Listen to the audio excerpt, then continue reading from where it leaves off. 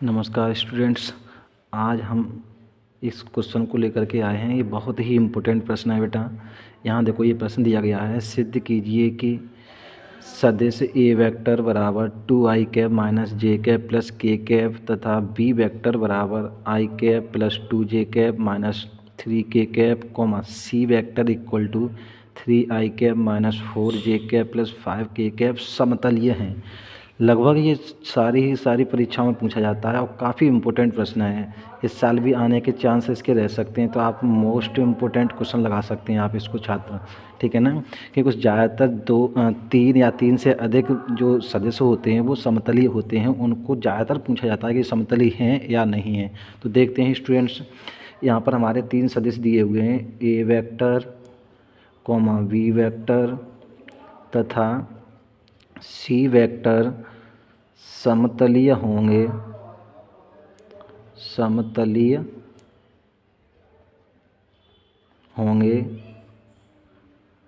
यदि इनका एक रिलेशन होता है समतलीय होने का। तो उस रिलेशन ये होता है A vector B vector C vector, बड़े ब्रैकेट में यूँ लिखेंगे, इक्वल टू 0। अगर इन तीनों का मान अगर 0 आ जाता है स्टूडेंट, तो हम कह देंगे ये आपके समतलीय हैं। अब ये त्रिगुणन परिभाषा के अनुसार हम इसको यूँ लिख लेंगे, A vector dot B vector cross C vector equal to 0। या तो हम इसको इस प्रकार से लिख लें, या हम यूँ कह सकते हैं ए वेक्टर डॉट ब्रैकेट में B vector cross C vector equal to 0। तो दोस्तों सबसे पहले हम क्या है कि यहाँ पर B vector cross C vector निकालेंगे। तो देखते हैं students, B vector cross C vector बराबर, बी वेक्टर सदिश कौन सा, ये दिया हुआ है देखो बी वेक्टर, और ये है सी वेक्टर। तो पहले बी वेक्टर के जो भी गुणांक हैं उनको इस प्रकार से लिखेंगे, आई कैप जे कैप और के कैप, इस प्रकार से डिटर्मिनेंट फॉर्म में, डिटर्मिनेंट का ये चिन्ह लगाएंगे साढ़े का। अब इसको लिखना प्रारंभ करेंगे स्टूडेंट। तो देखते हैं, ये क्वेश्चन आपका है आई का गुणांक, यानी बी पहला सदिश कौन सा है, बी वेक्टर। तो बी वेक्टर सदिश के जो गुणांक होंगे, इसका गुणांक पूछना है तो यहाँ क्या मान लेंगे 1। तो 1 यहाँ लिख लेंगे। जे का गुणांक कितना है 2, तो यहाँ 2 लिख लेंगे। के का गुणांक है -3, तो -3 लिख लेंगे। इसी प्रकार सी वेक्टर जो दिया हुआ उसके गुणांकों को लिखेंगे, यहाँ 3, यहाँ -4 और यहाँ 5। तो इस प्रकार से दोस्तों इसको सारे को हम लिख लेंगे। अब इसे हमें सॉल्व करना है। तो सॉल्व करना किस प्रकार से, पहले हम आई कैप लिखेंगे, इस आई कैप को। तो आई कैप वाले गुणांकों को दबा लेंगे, उधर ये दबा लेंगे। तो इसका यहाँ गुणा करते हैं, क्रॉस मल्टीप्लाई गुणा करते हैं। इसका यहाँ गुणा करेंगे तो 5 दूनी 10 माइनस 4 तिया 12, परंतु माइनस चिन्ह इसके आगे भी है, माइनस चिन्ह इसके आगे भी है, तो माइनस माइनस क्या हो जाएगा प्लस, तो यहाँ माइनस ही रहेगा। 3 चौका 12 माइनस जे कैप। अब जे कैप लिखेंगे यहाँ पर स्टूडेंट, तो जे कैप के लिए ये क्रॉस रहेगा, ये क्रॉस रहेगा, इसका गुणा यहाँ कर देंगे, 5 एकन 5 माइनस 3 तरक 9, ये प्लस के हो जाएंगे 9। इसी प्रकार अब के कैप निकालेंगे। तो के कैप के लिए क्या करेंगे, ये क्रॉस रहेंगे, तो 4 एकन 4 माइनस के हो जाएंगे, माइनस 3 दूनी 6 हो जाएंगे। स्टूडेंट यहाँ तक आप लोग समझ पा रहे होंगे बिल्कुल। अगर कोई समस्या हो रही है तो आप कमेंट करके हमसे दोबारा भी पूछ सकते हैं स्टूडेंट, ठीक है ना। तो 12 में से आप 10 घटाएंगे तो माइनस के 2 बचेंगे स्टूडेंट। यहाँ आई कैप माइनस 9 5 14 हो जाएंगे, 14 जे कैप प्लस यहाँ हो जाएंगे माइनस के 6 माइनस के 4, तो ये माइनस के 10 हो जाएंगे स्टूडेंट। तो माइनस के 10 के कैप। तो ये आ गया आपका B vector cross C vector.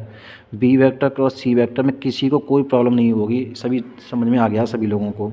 अब स्टूडेंट्स हम निकालेंगे यहाँ पर A vector dot B vector cross C vector का डॉट प्रोडक्ट। तो यहाँ से हम क्या करेंगे, संबंध दिया हुआ है A vector dot B vector cross C vector बराबर क्या है 0। तो यहाँ से हम LHS ले सकते हैं। LHS लेने पर, जब स्टूडेंट्स हम LHS यहाँ से लेंगे तो LHS में हमारे में दिया हुआ है A vector dot B vector cross C vector. अब क्रॉस प्रोडक्ट निकाल ही लिया हमने पहले से, B vector cross C vector पहले से हमने निकाल रखा है, तो इसका मान जो दिया हुआ है वो देख लेते हैं कहाँ, ये है B vector cross C vector. और ए वेक्टर का मान दिया हुआ है, ये यहाँ दिया हुआ है, तो पहले हम ए वेक्टर का मान रखेंगे।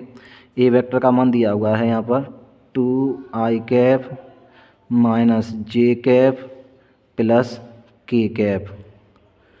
यहाँ ब्रैकेट में बंद करेंगे, यहाँ डॉट लगा लेंगे। B vector cross C vector का मान आया है ये, तो लिखेंगे यहाँ स्टूडेंट्स माइनस के 2i कैप माइनस के 14 जे कैप माइनस 10 के कैप। बेटा यहाँ तक कंप्लीट हो गया क्वेश्चन। अब हमें क्या करना है, अब हमें इसका डॉट प्रोडक्ट करना है, यानी अदिश गुणन करना है। अदिश गुणन में क्या करते हैं, आई का गुणांक के साथ में आई के गुणांक का हम गुणा कर देते हैं, तो 2 दूनी 4 हो जाएंगे ये माइनस के। ठीक, अब यहाँ देखो यहाँ माइनस है और यहाँ भी माइनस है, तो माइनस माइनस क्या हो जाएगा प्लस। अब इसके आगे गुणांक को कुछ ना है तो 1 मानेंगे, तो 1 का गुणा हम 14 में करेंगे यानी 14 में, तो 14 ही रहेंगे। यहाँ प्लस है यहाँ माइनस है तो माइनस रहेगा, और 10 का गुणा यहाँ 1 में कर देंगे तो यहाँ 10 रहेंगे। माइनस के 4 और माइनस के 10 ये हो गए माइनस के 14, और प्लस के 14 यहाँ ऑलरेडी दिए हुए हैं, प्लस के 14 प्लस के माइनस के 14 कट जाएंगे, क्या आ जाएगा 0। तो देखते हो ऊपर स्टूडेंट्स हमने क्या सूत्र लिखाया था आपको, A vector dot B vector cross C vector बराबर 0, और यहाँ पे देखो 0 भी आ गया है, तो आप यहाँ लिख देंगे RHS, और यहाँ लिख देंगे LHS बराबर RHS। जब ये सत्यापित हो जाता है तो आप कह देंगे ए वेक्टर,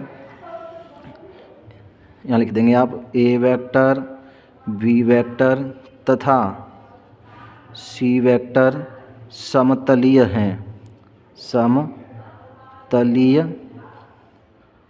हैं।